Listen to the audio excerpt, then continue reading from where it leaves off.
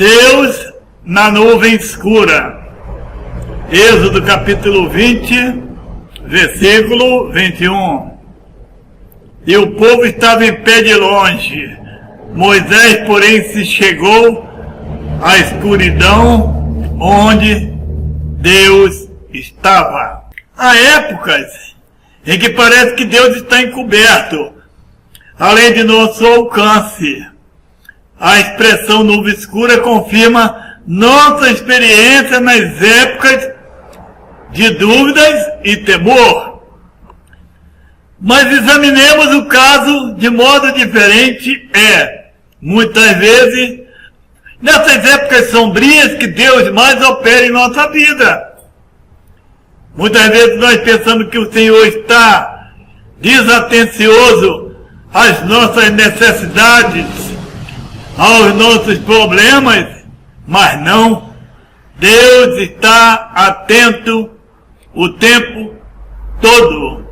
Os olhos do Senhor vigiam, procuram e observam os moradores da terra. A expressão nuvem escura e Deus parece contradizer-se. Ele, porém, usa as épocas de desânimo, assim como as fases brilhantes de vitória. Ele está conosco nas nuvens negras das dificuldades da vida. As nuvens negras, escuras, têm lições preciosas para os nossos corações. Em determinadas épocas, elas surgem no horizonte da vida. Daniel na cova dos leões. Daniel foi condenado a entrar nela. Deus manteve os leões mansos e Daniel foi libertado na manhã seguinte. As tribulações atingem os crentes, mas é claro, com muita frequência. Mas aquele que confia no Senhor sabe que o mal sucumbirá diante do poder de Jesus Cristo.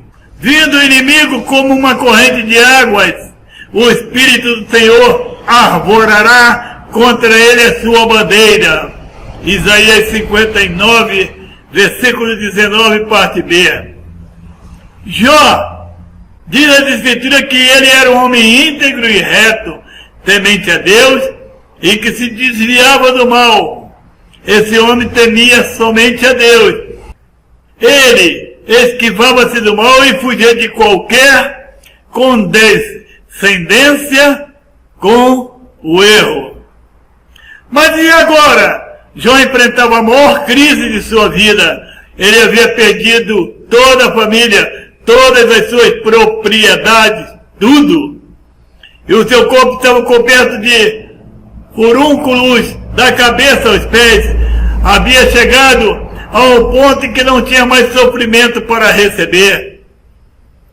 O profeta Jeremias possuía o fogo de Deus ardendo nas veias. Esse homem santo andava com Deus e era destemido diante dos homens. Tinha ouvidos sintonizados com o céu, conexão direta com o trono de Deus e falava a sua geração com voz do Senhor. Ninguém podia enfrentar o seu poder e a sua autoridade. Ele abalava profundamente os seus ouvintes. Mesmo assim, Jeremias também chegou a um ponto de desespero total. O Senhor permitiu que ele experimentasse um desalento do tipo que poucos conseguiram sequer chegar perto. E Jeremias esteve prestes a desistir. Iludiste-me, ó Senhor, e iludido fiquei. Sirvo de escárnio todo o dia, cada um deles zomba de mim. Jeremias 20, versículo 7. Veja essas palavras de Jeremias, o homem de Deus que bradava a profecia à nação. Maldito o dia que nasci. Maldito o homem que deu as novas a meu pai, dizendo, nasceu-te um filho. Alegrando-o com isso grandemente, seja esse homem como a cidade que o Senhor, sem ter compaixão, destruiu. Por que não me matou Deus no ventre materno? Porque minha mãe não foi minha sepultura, ou não permaneceu grávida perpetuamente? Porque saí do ventre materno tão somente para ver trabalho e tristeza, e para que se consumam de vergonha os meus dias. Jeremias capítulo 20, versículo 14 ao 18. Este é o dilema perene na igreja e também aos olhos do mundo. Parece que quando se oferece a vida para o Senhor, só se recebe sofrimento de volta.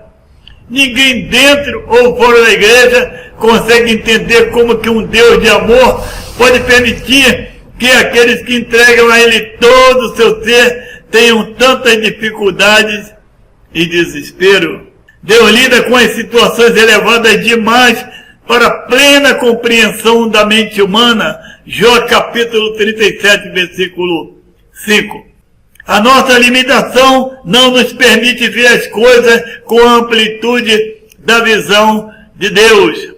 O profeta Isaías, no capítulo 55, versículo 8, sendo usado por Deus, escreveu que os pensamentos do Senhor não são como nossos pensamentos, assim como os seus caminhos não são como os nossos caminhos. De sorte que podemos afirmar que a visão de Deus também não é como a nossa visão. Os métodos de Deus podem parecer muito duros, mas no final Ele é plenamente compassivo e misericordioso. Eis que temos por bem-aventurados que sofreram.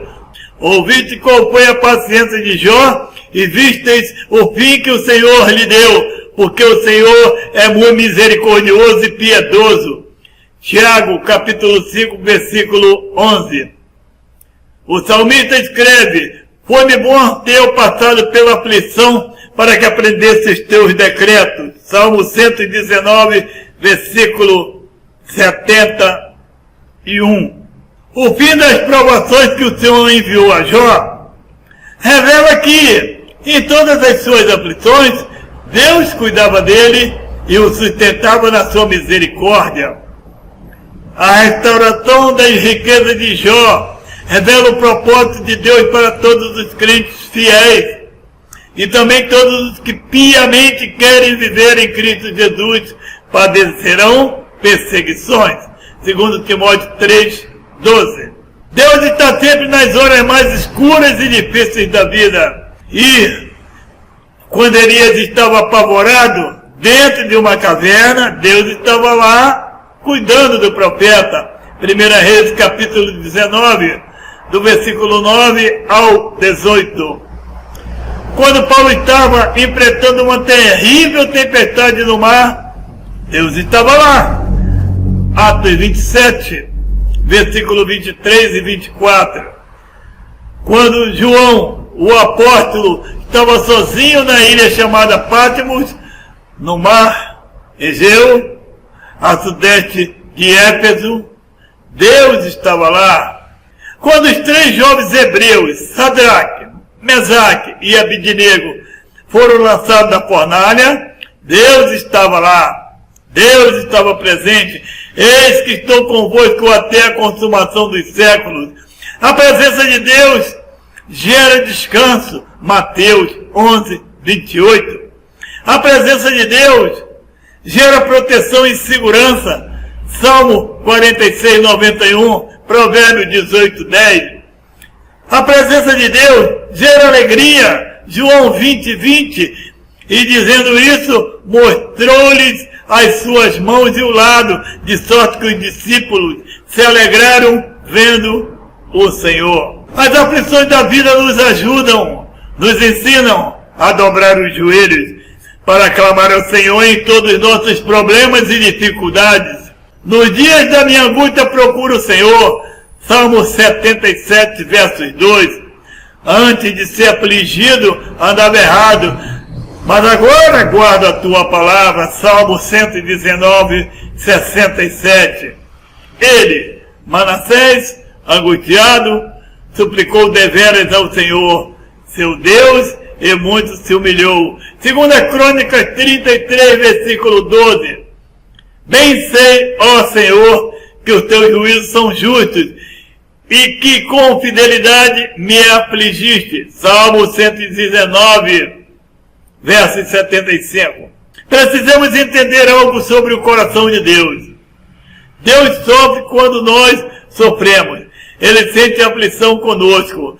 Em toda a angústia dele, foi ele angustiado, e o anjo da sua presença os salvou pelo seu amor e pela sua compaixão. Ele os remiu, os tornou, os tomou e os conduziu todos os dias da antiguidade. O propósito de Deus é nos refinar, transformar-nos em joias preciosas que irão adornar sua cidade santa que desce do céu. A Bíblia diz: muitas são as aflições do justo, mas o Senhor os livra de todos. 1000 cairão à sua direita e 10.000 do outro lado, e nós não seremos atingidos. O anjo do Senhor acampa ao nosso redor, nos protegendo, nos guiando, nos salvando. E Satanás, que é o nosso inimigo, anda ao nosso derredor, rugindo como leão, tentando nos tragar. Mas nós somos mais do que vencedores com Cristo Jesus. Amém.